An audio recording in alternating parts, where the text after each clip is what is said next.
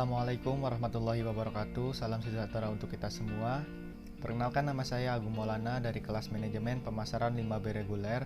Di sini saya akan membuat video mengenai ujian akhir semester, yaitu tentang jelaskan mengenai kondisi negara Indonesia yang akan menikmati bonus demografi namun terbentur situasi kondisi pandemik COVID-19, dan apa solusinya dalam mengatasi lapangan kerja bagi para pekerja produktif. Mata kuliah Manajemen Kewirausahaan yang diampu oleh Bapak Dadang Priyono SEMPA.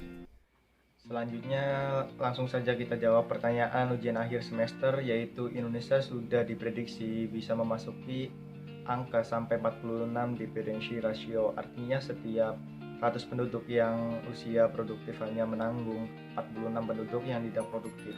Ini yang luar biasa, oleh karena itu syarat untuk bisa memetik bonus demografi itu dari segi kuantitas itu kita memasuki, dan tentu ini tidak akan mudah diganggu gugat karena syarat kuantitas ini ditempuh dengan sangat panjang, sehingga pengaruh COVID ini tidak akan merubah dengan serta-merta ini secara totalitas. Itu tidak secara kuantitas, itu hanya akan berpengaruh secara signifikan. Untuk memetik bonus demografi harus memenuhi dua syarat, yaitu tidak hanya dari segi kuantitas namun juga kualitas. Menurutnya dari segi kuantitas, untuk memetik bonus demografi memang tidak perlu dikhawatirkan karena melalui proses yang sangat panjang. Dari hasil penurunan angka fertilitas dari tahun 1970 sebesar 5,6 menjadi 2,4 hingga kini. Yang perlu dikhawatirkan adalah segi kualitas SDM penduduk Indonesia itu sendiri, apalagi di masa pandemi COVID-19. Ini yang diproyeksikan dapat menyebabkan peningkatan kehamilan yang tidak diinginkan KTD.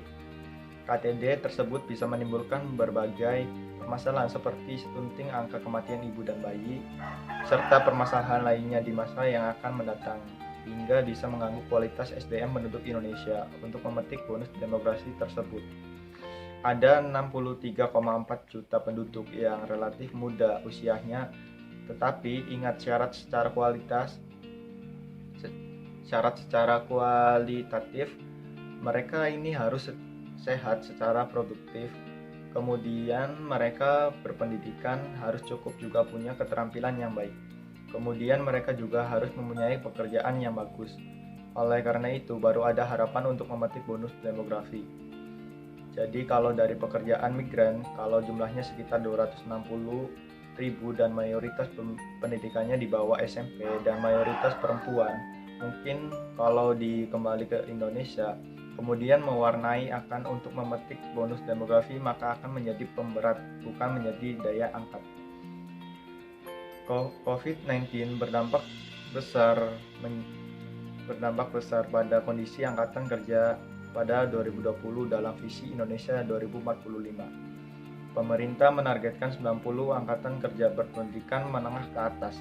90% tenaga kerja kita dapat bekerja di lapangan kerja dengan keahlian menengah ke atas. Untuk mendorong produktivitas, tingkat partisipasi angkatan kerja perempuan diharapkan mencapai 65%, sama seperti Vietnam sekarang. Strategi agar bonus demografi tidak cuma menghasilkan pengangguran yang tinggi.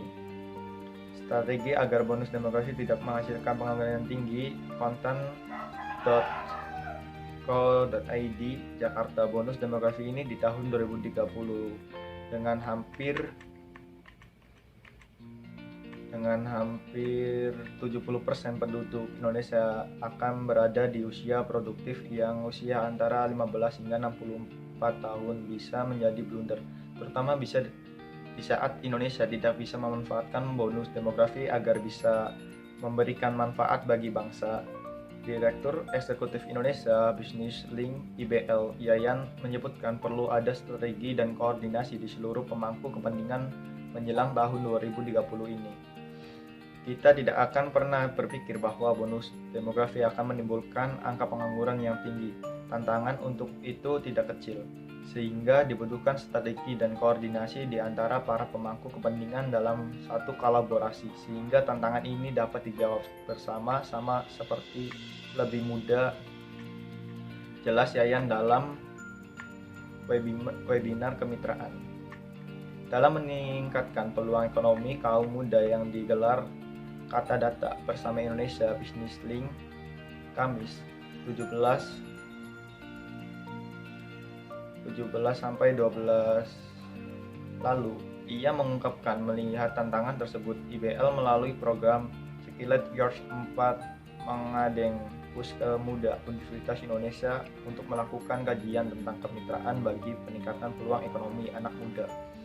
Kajian ini berfokus kepada dua hal, yaitu kesiapan bekerja dan kewirausahaan, di mana akan dilihat beberapa aspek utama seperti akses, soft skill, kemitraan, KSI, teknologi informasi, dan literasi keuangan. Direktur Ketenagakerjaan Kementerian Perencanaan Pembangunan Nasional Mahatmi Parwitasari Saronto mengaku bahwa COVID-19 berdampak besar pada kondisi angkatan kerja pada 2020. Dalam visi Indonesia 2045, pemerintah menargetkan 90% angkatan kerja berpendidikan menengah ke atas. 90% tenaga kerja kita dapat bekerja di lapangan kerja dengan keahlian menengah ke atas. Untuk mendorong produktivitas, tingkat partisipasi angkatan kerja perempuan diharapkan mencapai 65% sampai seperti Vietnam sekarang. Menyadari kondisi dan tantangan target tersebut, solusinya akan ditempuh pemerintah tersebut dari 3 poin, yaitu mendorong pertumbuhan ekonomi dan investasi yang menciptakan lapangan kerja.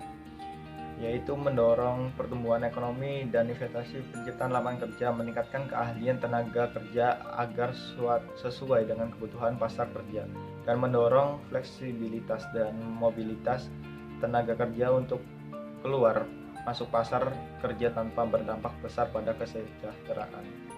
Untuk poin pertama, pemerintah akan mendorong pemulihan dan transformasi ekonomi dengan pemulihan sektor unggulan seperti industri pengolahan dan pariwisata. Pengembangan wilayah pusat pertumbuhan seperti kawasan industri, mendorong investasi, menumbuhkan UMKM. Poin kedua, pemerintah akan mendorong perbaikan skill development sistem yang ada sekarang dengan mereformasi sistem pendidikan dan pelatihan vokasi agar lebih berbasis kerja sama industri tersebut. Pembenahan informasi para pasar pekerja. Sambungnya, industri harus menjadi pihak terdepan dalam mengembangkan keahlian tenaga kerja. Intinya adalah bagaimana membuat tiap angkatan kerja dapat menyesuaikan keahlian dengan industri sehingga tidak tertinggal dalam perubahan lapangan kerja. Poin ketiga, dilandasi para proses reformasi ketenagakerjaan untuk menciptakan ketenagakerjaan yang kondusif dengan membenar regulasi dan reformasi sistem perlindungan sosial, reformasi sistem kesehatan nasional, serta perbaikan sistem pendidikan.